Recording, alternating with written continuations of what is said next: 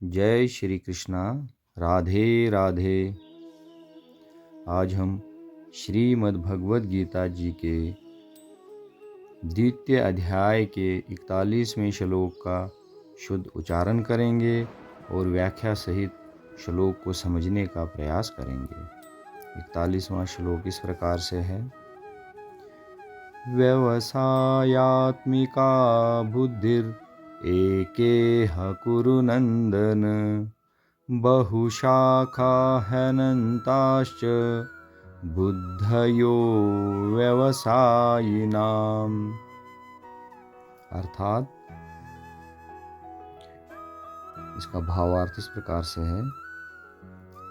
यहाँ पर भगवान श्री कृष्ण बताते हैं कि व्यवसायात्मिका बुद्धिर एकेह कुरुनंदन, बोल रहे हैं हे कुरुनंदन, जो लोग अपनी बुद्धि को मेरी तरफ कृष्ण भावनामृत में स्थिर करते हैं, उनका लक्ष्य एक और है, एक ही ओर है। परंतु जो लोग अव्यवसायी नाम, जो कृष्ण भावनामृत में अपनी बुद्धि को नहीं लगाते हैं, उनकी जो बुद्धि है वो अनेक शाखाओं वाली होती है। बहुशाखा, उनकी बुद्धि जो है भटकती जाती है, कभी एक तरफ, कभी दूसरी तरफ, कभी तीसरी तरफ। इसमें व्याख्या समझेंगे। दोस्तों, जैसे आसक्ति मन का कार्य है, इसकी अभिव्यक्ति ये है कि मन बार बार अपने लगाव की वस्तु की ओर दौड़ता है।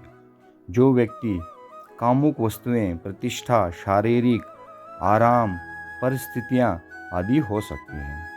इसलिए यदि किसी व्यक्ति या वस्तु का विचार बार बार मन में आता है तो ये मन के उससे जुड़े होने का संभावित संकेत है। हालांकि यदि मन ही आसक्त होता है तो श्री कृष्ण बुद्धि को आसक्ति के विषय में क्यों ला रहे हैं? क्या मोह को मिटाने में बुद्धि की कोई भूमिका है? हमारे शरीर के भीतर अंतःकरण है, जिसे हम अपनी बोलचाल की भाषा में हृदय भी कहते हैं। इसमें मन, बुद्धि और अहंकार शामिल हैं। इस सूक्ष्म मशीन में बुद्धि मन से श्रेष्ठ है। यह निर्णय लेता है, जबकि मन इच्छाएं पैदा करता है और बुद्धि द्वारा निर्धारित स्नेह की वस्तुओं से जुड़ जाता है। उदाहरण के लिए, यदि बुद्धि निर्णय लेती है कि धन ही सुख का स्रोत है, तो मन धन के लिए ललायित रहता है। यदि बुद्धि ये तय कर ले कि जीवन में मान ही सबसे महत्वपूर्ण है, तो मन प्रतिष्ठा और प्रसिद्धि की लालसा करता है।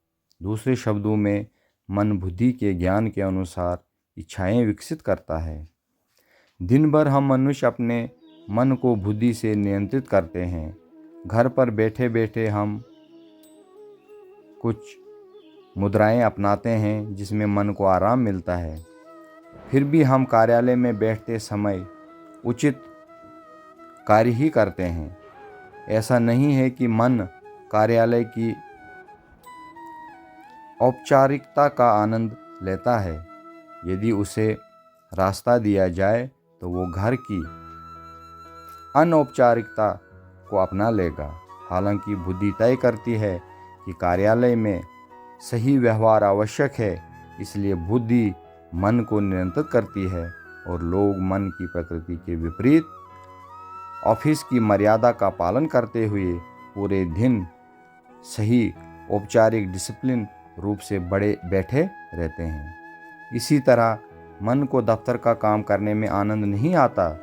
अगर उसका वश चलता तो वो घर पर बैठकर ही टेलीविज़न देखना पसंद करता। लेकिन बुद्धि का नियम है कि जिंदगी जीने के लिए ऑफिस में काम करना ज़रूरी है। इसलिए बुद्धि फिर से मन की स्वाभाविक प्रवृत्ति पर लगाम लगाती है और लोग दिन में 8 घंटे या उससे अधिक समय तक काम करते हैं। दोस्तों, ऊपर दिए हुए उदाहरण जो है ये दर्शाते हैं कि मनुष्य के रूप में हमारी बुद्धि में मन को नियंत्रित करने की क्षमता होती है। इस प्रकार हमें उचित ज्ञान के साथ बुद्धि को विकसित करना चाहिए और इसका उपयोग मन को उचित दिशा में निर्देशित करने के लिए करना चाहिए।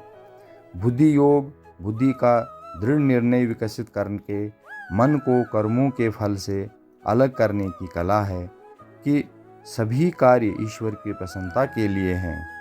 दृढ़ बुद्धि वाला ऐसा व्यक्ति लक्ष्य पर एकाग्रचित होकर ध्यान केंद्रित करता है और धनुष से निकले तीर की तरह रास्ता तय करता है। साधना के उच्च चरणों में ये संकल्प इतना मजबूत हो जाता है कि साधक को इस मार्ग पर चलने से कोई नहीं रोक सकता।